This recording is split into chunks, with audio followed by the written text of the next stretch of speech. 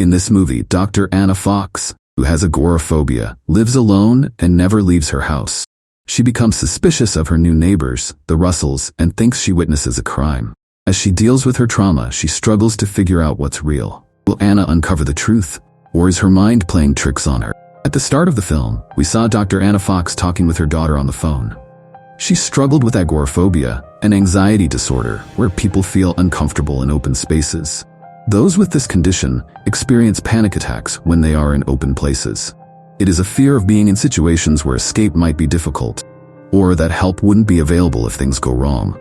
This disorder often stems from a traumatic event, leading individuals to stay indoors as much as possible. Anna, a child psychiatrist, had been separated from her husband and her daughter lived with her father. Anna lived alone with her cat named Punch in a 3-story building in New York. She rented out the basement to a man named David. She had not left her house for a year. Past the time, Anna spent her days drinking a lot of alcohol, playing chess online, talking with other people who stayed at home on the Agora online forum, watching old movies, and meeting with her therapist, Dr. Carl Landy. She also spent time watching her neighbors. One morning, a new family, the Russells from Boston, moved into Anna's neighborhood. A few days later, a 15-year-old boy named Ethan Russell came to Anna's house. Initially, Anna tried to send him away, but he had brought a welcome gift. So she let him in. She introduced herself and asked about his parents. Ethan was surprised by Anna's profession and questioned why a child might need a psychologist. Anna explained that children today face many issues, including depression, anxiety, pressure from competition, and addiction. Ethan became friendly with Anna, and it appeared he needed therapy himself. He seemed frightened of his father, which showed that he abused Ethan. Anna noticed this and promised to help him in any way she could, even though her condition kept her confined to her home. The next day was Halloween. David suggested buying candy for the kids in the neighborhood, but Anna didn't like the idea. He decided to turn off all the lights in the house so the kids would think no one was home. David tried to get Anna to leave the house for Halloween, but she wasn't interested. That night, the kids arrived and began making noise outside. They threw eggs at the front door, knowing Anna was inside. Anna got very angry and shouted at the kids from behind the door. When they didn't stop, she opened the door a little. As she tried to go outside, her breathing became fast and she fainted due to a panic attack. Later, a woman came to Anna's house and picked her up. Anna thought this woman was Ethan's mom, Jane Russell. They talked over drinks. Anna admired Jane's ring and also came to know that Jane was an artist. During their talk, Anna took a photo of her cat, Punch. That night, Anna saw Jane entering House 101. Mr. Alistair Russell came to Anna's house and asked if anyone from her family had come by.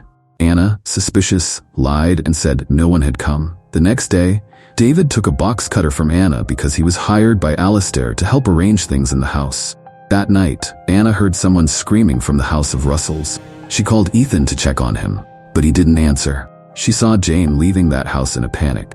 Anna tried calling Ethan again, but Mr. Alistair answered and denied that anyone had been screaming and cut the call.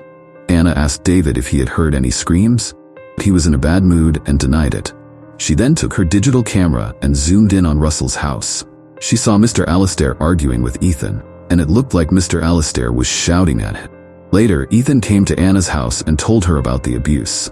Anna calmed him down, gave him her phone number, and promised to help him if needed. The next morning, Anna spoke with Dr. Landy about reporting the incident as it seemed to be a domestic crime. Dr. Landy advised her to stay out of it and mind her own business. That night, after having several drinks and watching a movie, Anna fell asleep with her phone in hand. She woke up to the same screaming noise and looked through her camera at Russell's house. This time, Jane was arguing with someone. Suddenly, someone stabbed her, and she started bleeding. Panicked, Anna called 911 and grabbed an umbrella to help her go outside. The umbrella was supposed to help her feel better, but it didn't work. As soon as she stepped outside, she fainted. The next scene showed Anna at her house with Detective Norelli and Mr. Alistair. Anna felt scared seeing Mr. Alistair there. Detective Norelli assured her there was nothing to fear and said everything was fine, no murder involved. Then, Mr. Alistair's wife, Mrs. Jane Russell, introduced herself to Anna. This was a different woman from the one Anna had seen getting killed. Anna was confused and argued that this woman was not Jane Russell and was lying. Ethan confirmed that this new woman was indeed his mother. Mr. Alistair then accused Anna of spying. Detective Norelli calmed everyone down and gave Anna his card, offering help if needed. Police thought Anna might be having hallucinations. The next day, Anna searched for Mr. Seth Alistair on social media and found out about Pamela Nazin, who was Mr. Alistair's assistant. Pamela had died from a fall from the 6th floor in Boston. Anna discovered from Mr. Alistair's office that his family had been moving cities after Pamela's death. Anna went to talk to David, but found he wasn't in the basement. She found several warning letters from Connecticut prison authorities. David was on parole, missed a few letters, and kept it hidden from Anna. When David returned and saw Anna in his room, he got very angry and aggressive. He said he would go to Connecticut the next day to fix the problem. Anna asked if he had ever seen Jane while working for Mr. Alistair. David angrily said no. Anna was surprised by David's sudden change in attitude. He had been nice to her for days, but now he was acting differently. Anna began taking photos of Mr. Alistair's house every day. She knew Jane had scolded her once over the phone for snooping around. The next day, Anna couldn't find her cat Punch anywhere in the house. She searched everywhere and finally found Punch under the bed in a guest room on the 3rd floor. She wondered how the cat had ended up there. Later, Anna heard her husband Ed's voice in the house. They were arguing, with Ed saying she was confused by drinks and medicine and telling her to stop doubting everyone. Anna replied that others might be able to move on, but she couldn't. However, this conversation was happening only in Anna's mind. Ed wasn't really there. It was just a part of her thoughts. Anna was showing signs of schizophrenia, where hearing voices is common.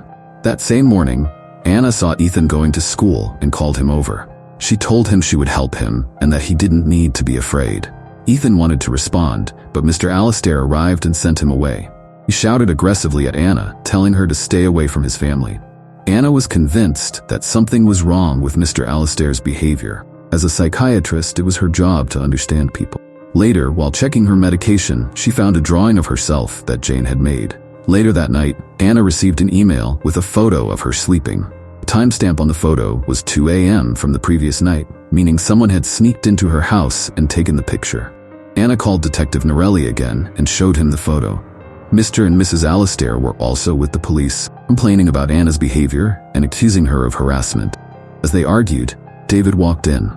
When Detective Norelli asked David where he had been the night before, David said he was in Connecticut and gave an alibi. Anna then shared her theory with the police. She said she had seen the same earrings that Jane wore on David's bed. David claimed the earrings belonged to a woman named Catherine, who had been there for a one-night stand. Anna continued to express her suspicions about everyone, accusing them of collusion and saying no one believed or listened to her. She insisted she wasn't crazy and that her family believed in her. Anna started crying. Detective Norelli then told her that her family was dead. This news triggered another panic attack. Anna. Flashback revealed what had really happened. We saw Anna traveling with her husband Ed and daughter Olivia for Christmas. Ed was unhappy about the trip because he knew about Anna's affair and wanted a divorce. They argued in the car, which led to an accident. Ed and Olivia died instantly, and Anna got injured. This trauma triggered her agoraphobia. Her mind had not accepted their deaths, so she continued to believe they were alive and talked to them in her mind. Anna finally realized her symptoms clearly. The earlier phone conversation with her daughter had been an illusion. She apologized to Mr. Alistair, the police, and David. Detective Norelli arranged an appointment with Dr. Landy and showed support for Anna. Anna admitted to Dr. Landy that she had been drinking heavily and not taking her medication properly. She acknowledged that she needed a wake-up call and that the recent incident was just that. Dr. Landy increased her sessions to 3 times a week. David was also packing his things and preparing to leave. Anna made a video that was her final wish and testament. She seemed clearly suicidal. That night, she looked at a photo of Punch she had taken when Jane was at her house. Enlarging the photo on her laptop, Anna saw Jane's reflection in a wine glass, proving that Jane was real and not a hallucination. She was shocked and called David to show him the photo. David confirmed it and then revealed the truth. He said the woman in the photo was Catherine, Ethan's birth mother. Catherine had been an addict who ran away from Alistair while she was pregnant. Alistair found her 2 years later, kept Ethan for medical reasons, and sent Catherine to jail. Alistair and Jane had been hiding from Catherine since then. Catherine finally found them in Boston and then tracked them down to Anna's place. David said Catherine told him all this during their one-night stand.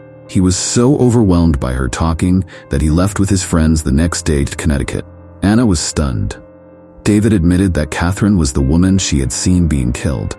David didn't want to go to the police because of his own record and just wanted to be safe. He went to his basement to pack his things. Anna asked him to tell the truth, but he refused. Few minutes later, Ethan entered Anna's room with a knife. He had attacked David and showed signs of being a serial killer.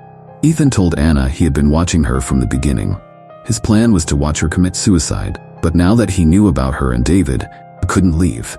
Ethan admitted he had killed Catherine, not Alistair. He said she was not a responsible mother and had been tormenting them all. Anna understood Ethan's mindset and pretended to understand him. She poured all her drugs into a wine bottle and started drinking. When Ethan lowered his guard, Anna hit him with the wine bottle. As she tried to escape, she slipped on David's blood and fell. David was not dead yet, but was dying slowly. He grabbed Ethan's leg to stop him, but Ethan killed him.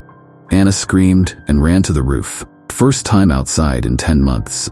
As soon as she was outside, her condition worsened, but her body was already in fight or flight mode, so she adapted quickly. Ethan followed her to the roof and attacked her. They fought, and Anna finally pushed him off the roof. Ethan died from the fall. The next scene showed Anna in the hospital. Detective Norelli apologized and gave her a phone, asking her to delete her suicidal video. Mr. Alistair and Jane were arrested for hiding the murder. The movie ended here.